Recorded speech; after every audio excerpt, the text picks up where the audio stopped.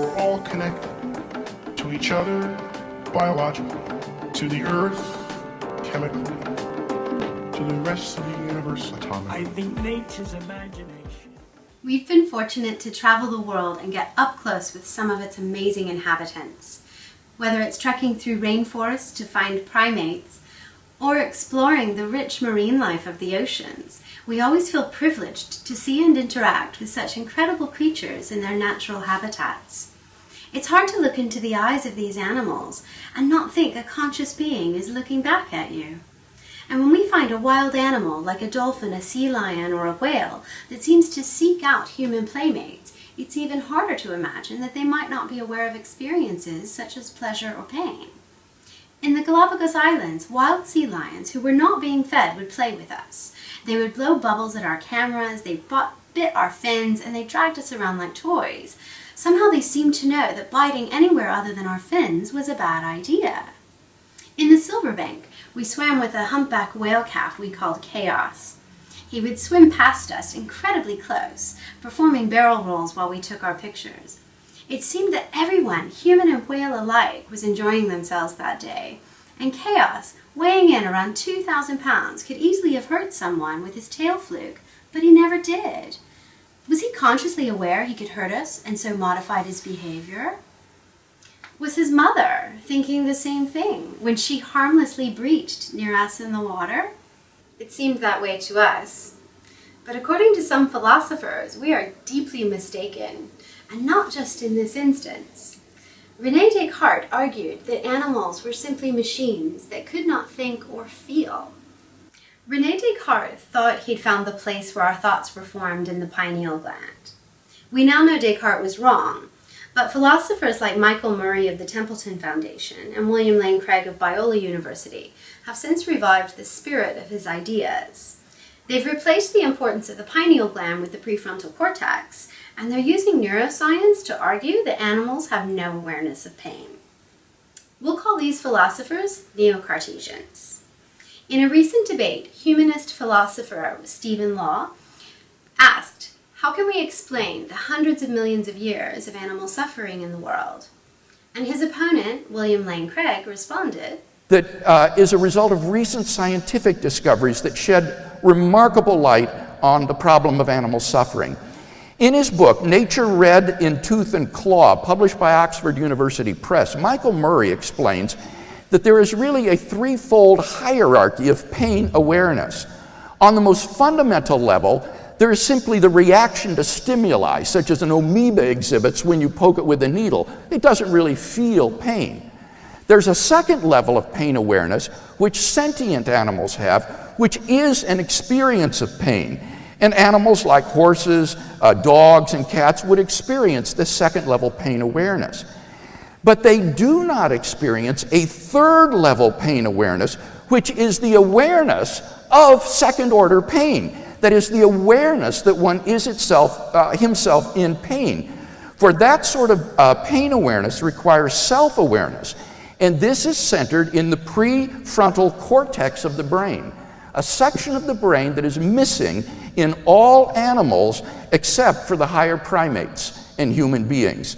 And therefore, even though animals are in pain, they aren't aware of it. They don't have this third order pain awareness. They are not aware of pain, and therefore they do not suffer as human beings do. Now, this is a tremendous comfort to those of us who are animal lovers like myself, or to pet owners. Even though your dog or your cat may be in pain, it really isn't aware of being in pain, and therefore it doesn't suffer as you would when you are in pain. And we can't deny Craig's influence. His ideas are often repeated elsewhere. Here's Adam Dean on British television. That distinction is made clear in recent studies in biology, for example, in the book by Michael Murray, Nature Read in Tooth and Claw. Because what we need for subjective experience to be aware is self-awareness. And that's connected to the... So they're in pain, but they don't know that they're in pain? Yes. When you're talking about the higher primates, that's ridiculous. I'm sorry. I don't know this work. Gillian, go on. Yeah, I don't know this work you're referring to, but that's ridiculous. Infant gorillas laugh and cry. They are absolutely aware of their emotions. Self-awareness is determined by the when the mother goes prefrontal when cortex, the mother which has only a human sleep, beings have. That's the point. Whatever that explanation, when the mother goes to sleep after lunch because she's been looking after the kids all day, I'm sorry to anthropomorphise them like this, but she goes to sleep. The father is, I mean, any human father would be delighted. They sit and they let the children slide down their back. Those infants play, they play together, they rough and tumble, they play sophisticated games, and they cry and they laugh.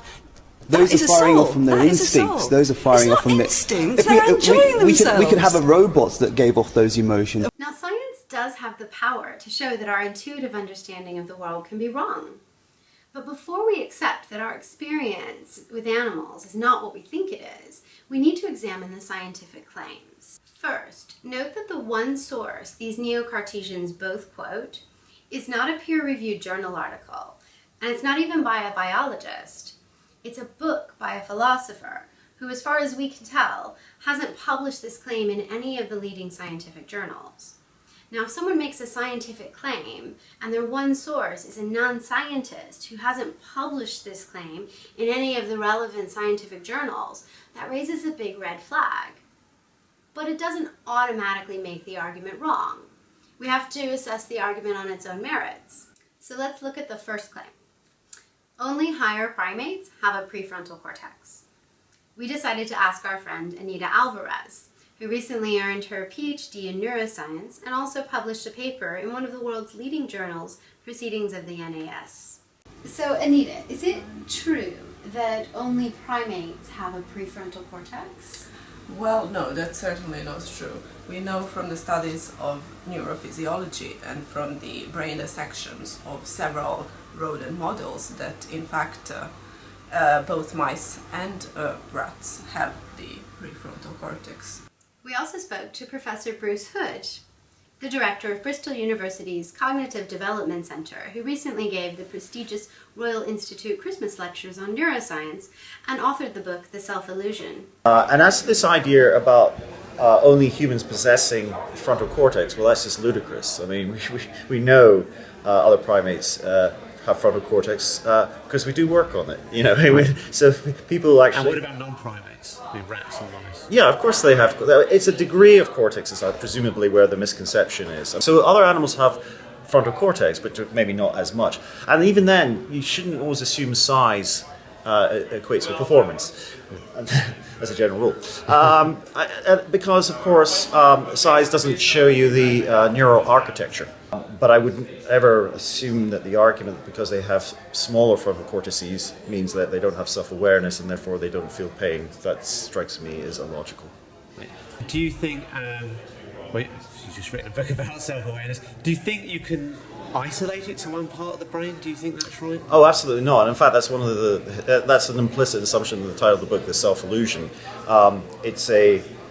We have this experience of it being a unique, unified, localized event. In fact, people can even kind of meditate and point to their seat of consciousness, which they think is somewhere behind their eyes. Most people think it's in their head behind their eyes.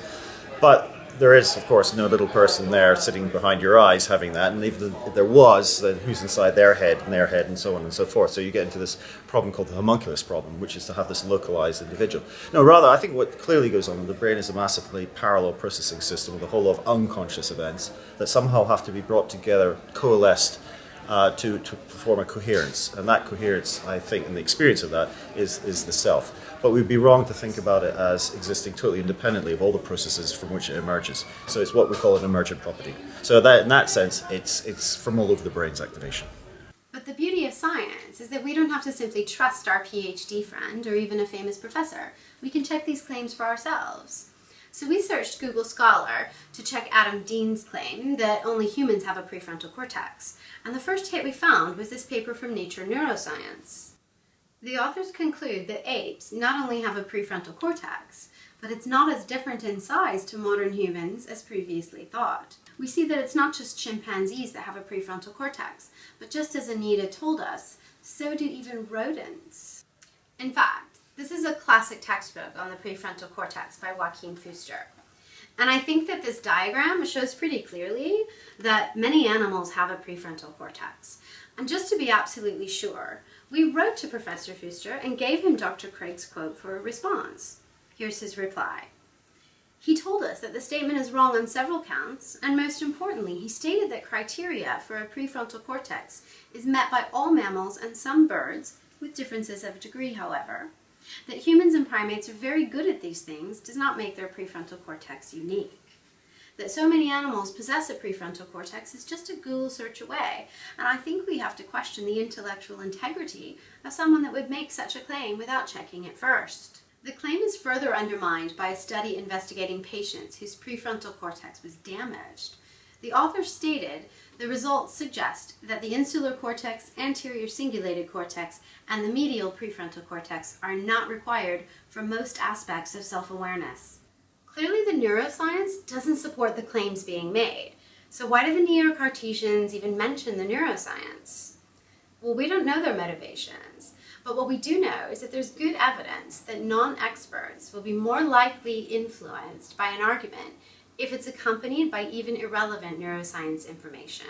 In a paper entitled The Seductive Allure of Neuroscience Explanations, the authors showed non-experts a number of statements, but some were accompanied by irrelevant neuroscientific sounding statements. The non-experts thought the neuroscience statements were more satisfying than those without. It's an old trick of pseudoscience. Use sciencey sounding terms to bamboozle your audience, artificially boost your credibility, and intimidate your debating opponent. It's no surprise that whenever we've seen this argument used in debates, no one challenges the underlying neuroscience. We spoke to a number of scientists in the field of biology, and none of them agreed with the claim that animals are unaware of pain. Stuart Firestein started his studies in animal behavior and is now professor of neuroscience and chair of the biology department at Columbia University.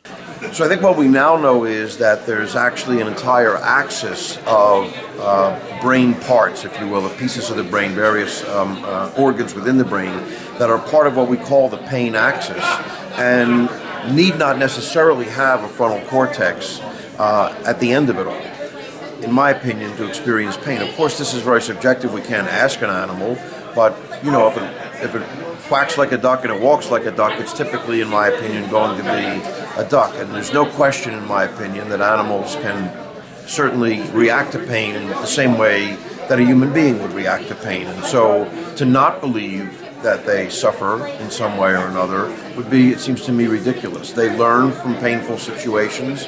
They avoid them. Subjectively what goes on in them, I don't know, but I don't know subjectively what goes on in you. I can't understand why a woman would ever consent to have a second child, but she does.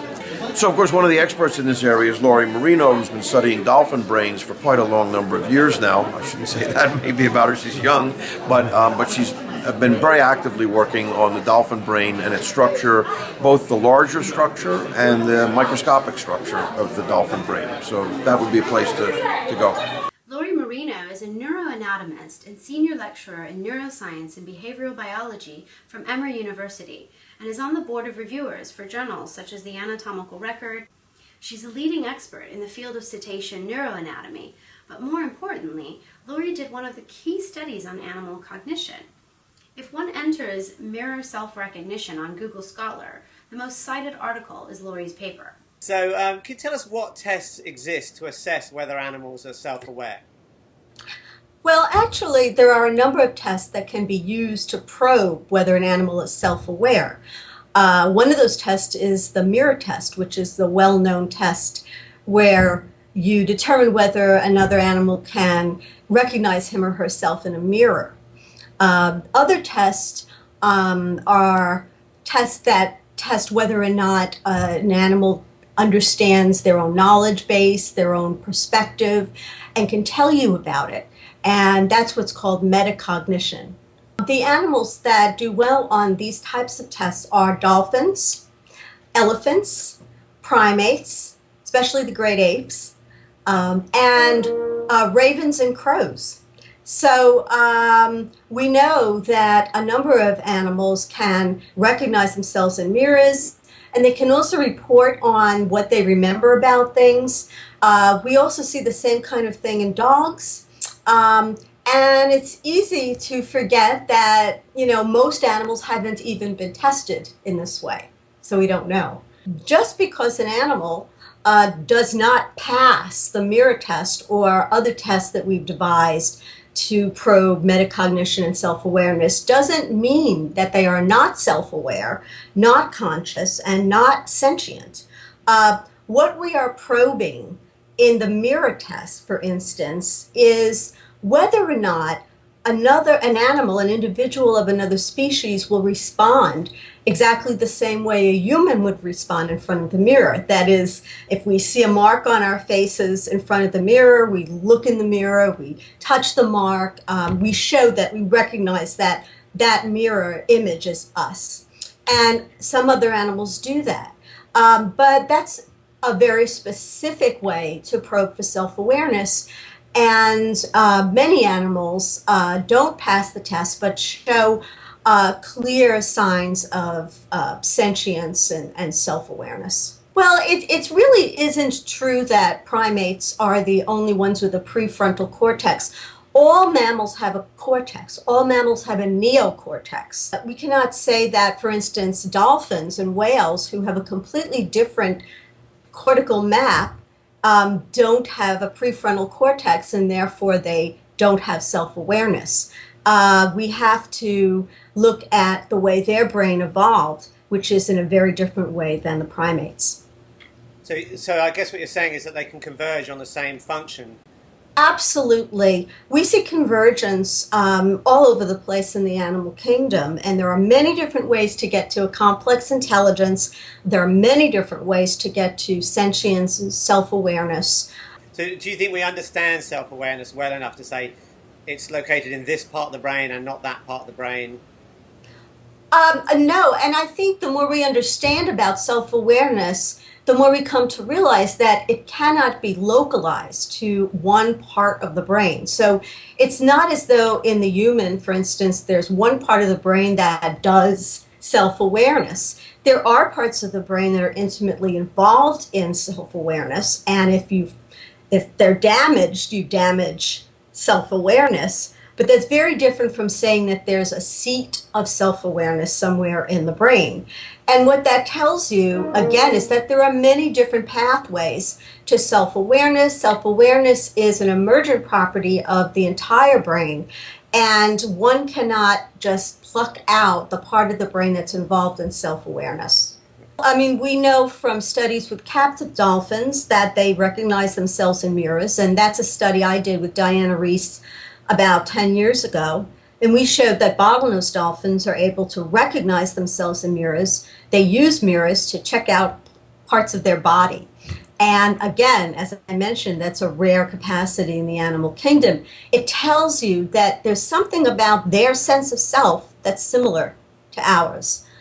We also know that they're able to tell you if they find a task difficult or easy. So if you put them in a situation that's kind of like Jeopardy, where you have to bet based upon what you think you know about a certain domain of knowledge, when you do that, they respond just as humans do. That is, that they can tell you through their pattern of responses whether they're confident about a certain task or not. And if they're not, they opt out of it.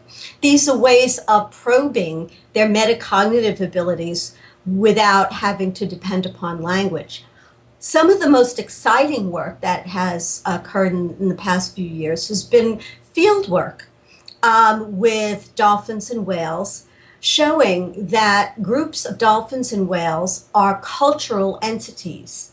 And this is the work of colleagues like Hal Whitehead and Luke Rendell, who have shown through field studies that many dolphins and whales have cultural traditions, behaviors that are passed down from one generation to the next and are learned. Let me read you this quote that's kind of inspired us to make this film.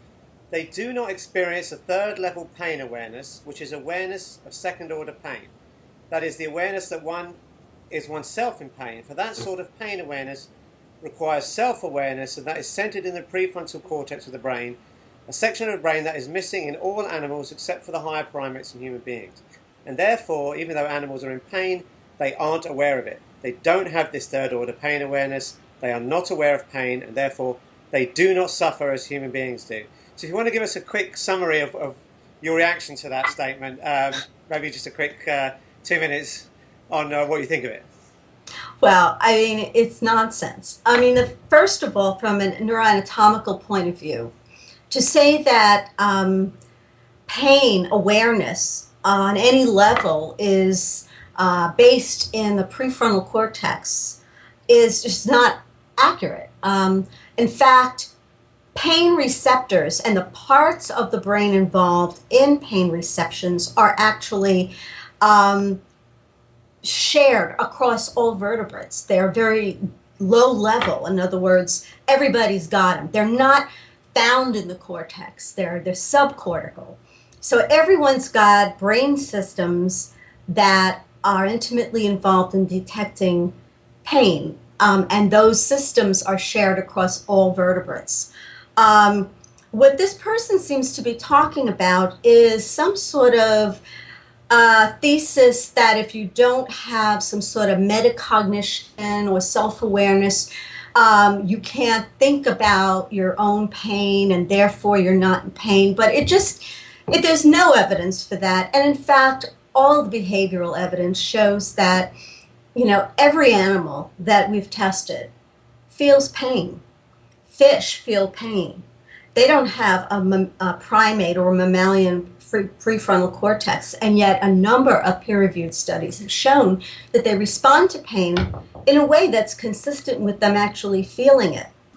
An increasing number of studies have indeed been published in the peer-reviewed literature contradicting the view held by the likes of Jim Rose that fish can't experience pain since they don't have the neuroanatomy. Fish do have the necessary pain receptors, and many experiments show their behavior is entirely consistent with suffering.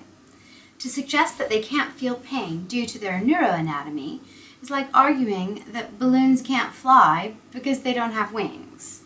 Even if we knew nothing about aerodynamics or principles of lift, if we simply observe a balloon flying through the air, we can understand that there are different ways to achieve the same goal. Similarly, convergent evolution implies nature can take many paths to the same function, and there's no reason to think that pain and suffering in fish is an exception to that principle. It's not just studies of fish, dolphins, or whales that are showing us that the cognitive gap between humans and others may be smaller than we ever imagined. Theory of mind is the ability to infer the mental states of others, something that was thought to be unique to humans, but according to this paper, is demonstrated even in scrub jays. Monkeys can report the presence or absence of a memory. Hence, it's not surprising J. David Smith, author of a wide-ranging study of the literature on metacognition, said, "The field offers growing evidence that some animals have functional parallels to humans' consciousness and to humans' cognitive self-awareness." But even if animals are far below humans on the cognitive scale, this could easily be used to argue that their experience of pain is in fact worse than humans. I mean, if animals lack the knowledge that pain is transient, then it could be far harder to cope with, and their suffering could conceivably be greater. Another intriguing finding is the possibility of empathy in animals. There have been many studies suggesting this behavior in a range of animals, from chimps to rats to mice. I find it hard to understand how animals can empathize with others if they have no awareness of their own suffering. And it's not just controlled lab studies that argue for animal empathy. There are so many reports from the wild, too. It's not only suffering and empathy being researched. A recent piece in Scientific American described a paper arguing animals experience joy. The best example is that tickled rats would actively seek out specific human hands that had previously made them laugh. Before Phil and I met, he went on a 5-day expedition with Great White Shark Adventures. Their dive instructor is James Mosquito. His story is one I wish all those who doubt animal self-awareness would hear. In 2005, a humpback whale was found tangled in crab traps. A daring rescue was launched by Mosquito and friends, And after an hour of cutting entangled ropes, the distressed whale was finally free. But it's what happened next that makes James's story so powerful. You know, we freed the whale, and all this rope is, you know, now gone. There's not a piece of rope on her. And we're watching her swim, and it was really a joyous moment watching her, you know, now free. And she's swimming around us, and, you know, being that close to a whale at swimming was very unique. And then she dove down, and we're going, well, you know, where is she? Where is she? And then, oh, she's gone. And then, you know, I'm looking down in the water and wondering where she is. The next thing I know, she's coming up out of the water right at me, and I'm going, oh my God! And she's coming. You know, it's like having a bus come at you like 10 miles per hour, and it's very intimidating. And I'm swimming backwards as fast as I can, and here comes the whale, and it's coming at me, and I'm going, oh my God, here we go! And she just stops right next to my chest, and she nudges me backwards in the water, and by pushing my chest, she nudges me back in the water, and then again, very gently. And then she kind of backs up, moves forward. She brings her eye right next to me and looks at me. Her eye just inches away. And then she swims over and does that to the next person, pushes him in the water, and then looks at him really well. It's like they're studying the features of that person. Next person, the next person.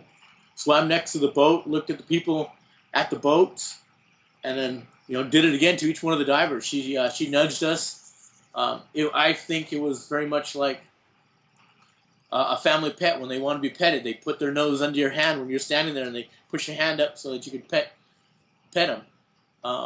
So it was pretty magical. It was a moment I'll never forget. You know, I'm facing one way. Next thing I know, I'm being lifted out of the water. You know, 3 feet out of the water. I'm riding this whale, and I'm like going, oh my God, I'm riding a whale. Make a call, okay, guys, you guys quit playing with the whale. You need to get back. We need to go. So. We all started swimming back to the boat. The whale started swimming around the boat. We got it to the boat. We're all high-fiving again. Hugs everybody. You know, mission accomplished. It really felt good. We're watching the whale just swim around the boat. We said our goodbyes, and we motored off. The whale kind of followed us for a little while, and we realized, okay, they're done playing, and she started going off her own one way. And we went home. But we left the whale. She didn't leave us. I really believe that, you know, that was her way of saying thank you, acknowledging us. Once she was released and could swim away, she didn't immediately bolt off, take off.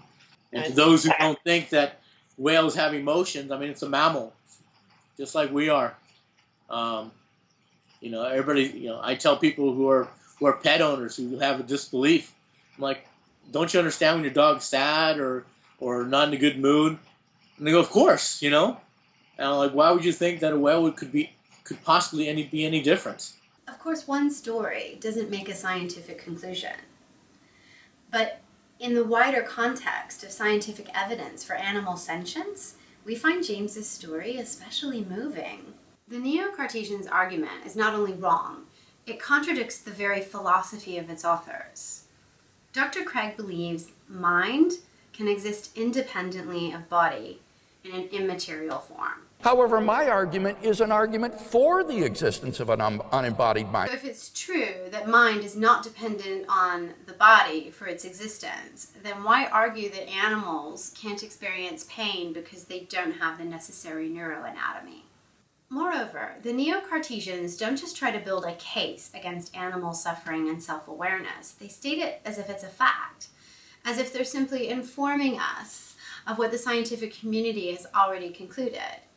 But while we were making this film, many of the world's leading scientists in animal cognition gathered for a conference held at Cambridge University. The attendees issued what has become known as the Cambridge Declaration on Consciousness. The absence of a neocortex does not appear to preclude an organism from experiencing affective states.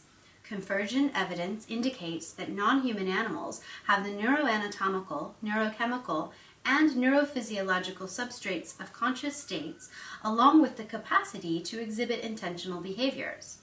Consequently, the weight of evidence indicates that humans are not unique in possessing the neurological substrates that generate consciousness.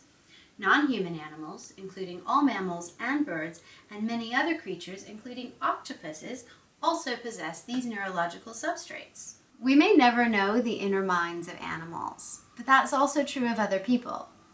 We are, of course, not the same as animals.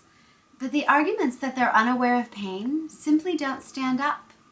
Just like us, they show evidence of experiencing both joy and suffering. And rather than deny this, perhaps we should celebrate that they're more like us than we ever imagined.